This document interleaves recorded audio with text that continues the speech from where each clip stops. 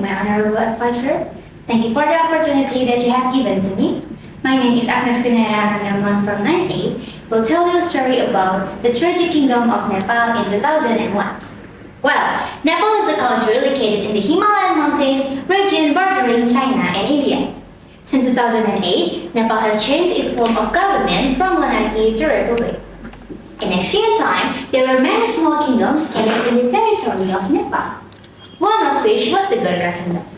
The king of the Gurkha kingdom, Prithvi Narayan Shah, united the small kingdom into one large kingdom, the kingdom of Nepal.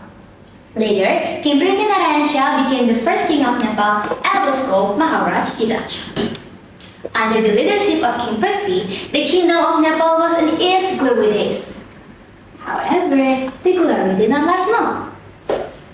King Prithvi's descendants began to experience various problems, starting from power struggles, the emergence of Rama dynasty, which wanted to overthrow the kingdom of Nepal, foreign intervention to the king himself.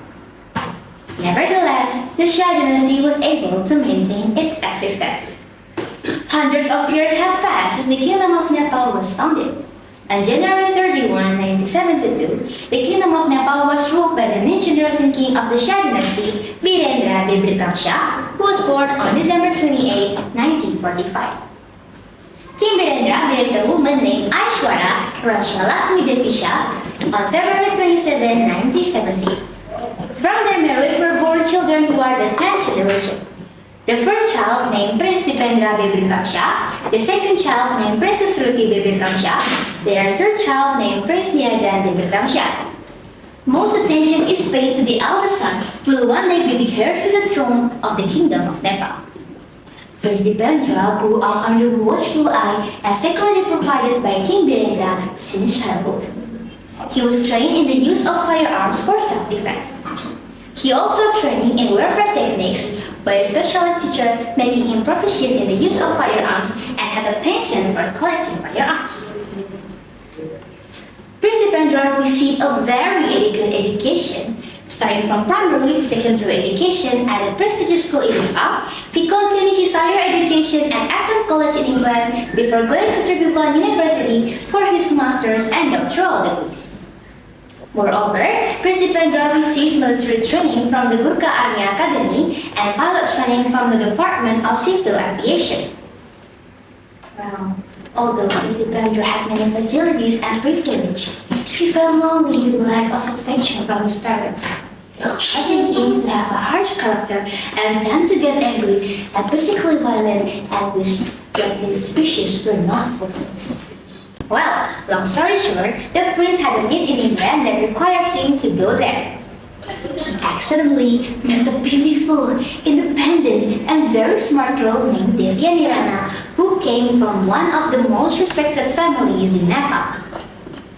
Prince Dipendra immediately fell in love with the girl, and his feelings were welcomed by Devya. The girl also fell in love with Prince Dipendra. Soon, they began to create romantic relationships together.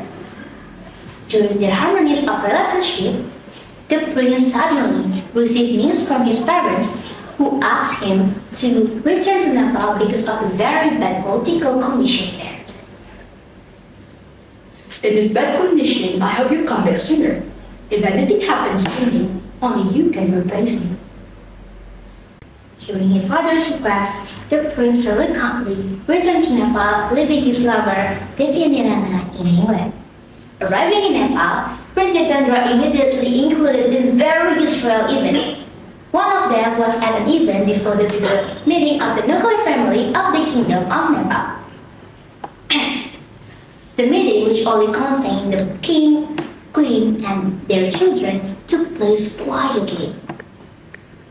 It was in the prince's heart to talk about what had been holding back, which was his relationship with Devya Nirana. Crown Prince, we are glad to see you back here. How are you? Greeted his father, King Birendra. Thank you, father. My journey back to Nepal was uneventful. Prince Dipendra replied respectfully. Is there something bothering you, my child? Said his mother, Queen Aishwara. The prince was silent for a moment, then gathered his courage to open his mouth.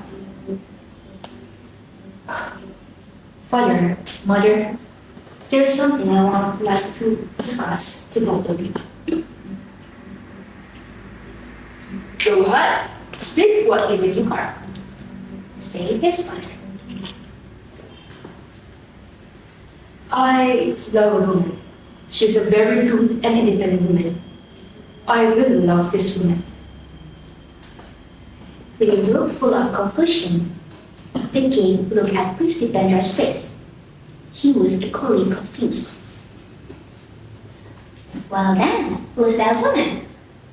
Said his mother. She is Devi Rana. She belongs to the Rana dynasty.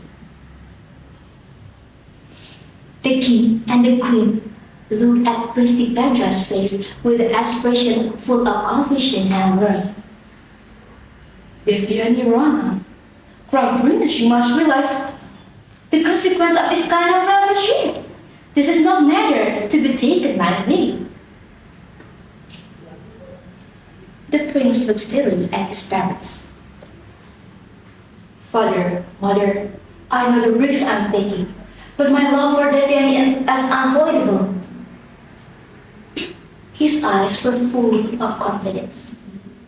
For your information, Devi Rana is one of the descendants of the Rana dynasty. As mentioned earlier, the Rana dynasty was a group of people that wanted to stage a coup and take over the kingdom of Nepal. Of course, the two dynasties will be very difficult to unite, let alone unite in marriage. No, remember my child, you are the crown prince of this kingdom. It's obviously impossible for you to marry someone who is an enemy of this kingdom. Father and mother will not approve of this relationship at any time. So, any relationship with that woman and forget about her. Tunashwara said. Prince Dipendra, who had already loved Devyani, certainly did not accept the rejection of his parents. As a result, with overwhelming emotion, he said loudly, I will only marry Devyani and no one can stop me. The prince's words were ignored by his parents. They still did not approve of Prince Dipendra's relationship with Devyani. However, what the king and the queen did not know was that the prince's words were not just marriage or desire, but a reckless decision that could change the history of the kingdom of Nepal forever.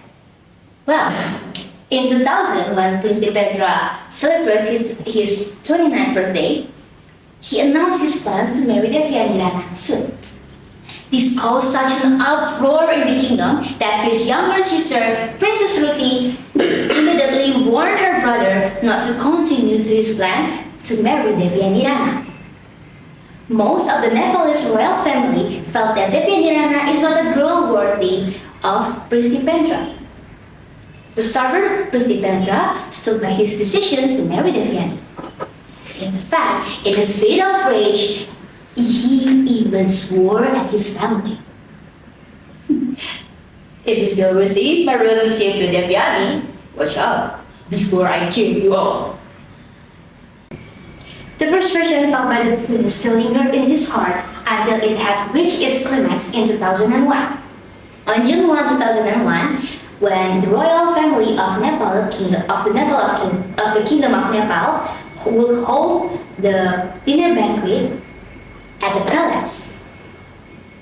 The entire of the Nepalese royal family will gather to join and enjoy the dinner banquet. After finishing dinner, Prince Dipendra decided to go to the bar that had been provided in the palace. There, he spent his time drinking alcohol with his cousin. Even initially, everything went well. The prince and his cousin spent time joking and drinking alcohol until finally the prince looked very drunk. He began to ramble and stagger. Realizing this, the prince asked permission to retire to his room. The prince's cousin gave their permission. Take your rest, prince. You look very drunk, said one of Prince Dipendra's cousins. he began to stagger to his room. But surprisingly, he walked out his room wearing a full army uniform and carrying a rifle. With a stride, he walked toward his father, King Miranda. Seeing his son's arrival, he stood up to welcome him. He thought that Prince Dipendra had come to show off his collection of firearms. However, the prince unexpectedly pointed his gun to his father, King Miranda.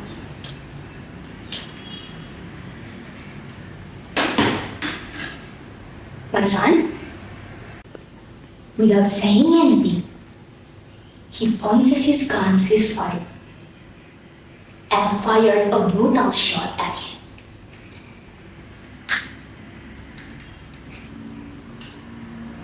That brutal shot sent the king crashing to the floor.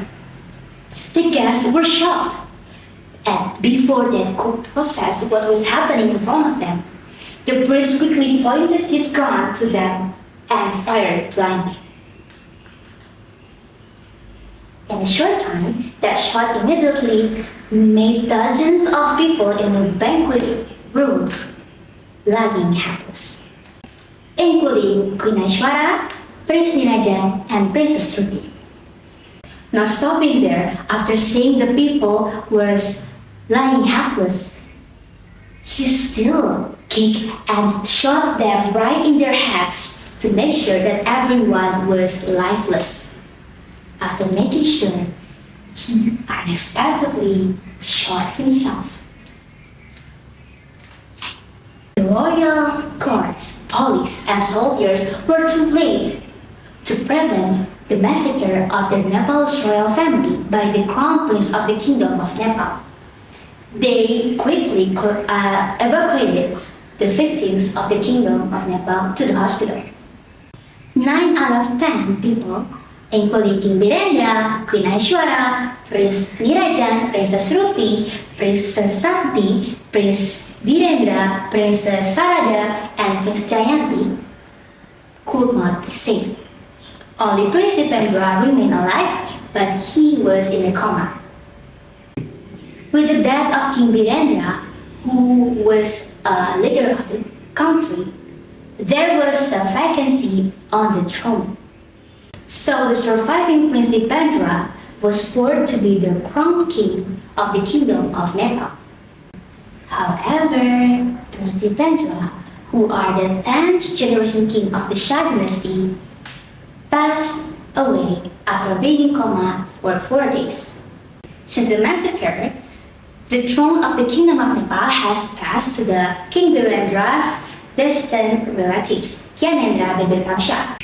However, King Gyanendra's reign only lasts about 7 years because on May 28, 2008, Nepal officially changed its government system to republic, thus ended the era of monarchy in the history of Nepal. Here is all about me. Thank you for your nice attention.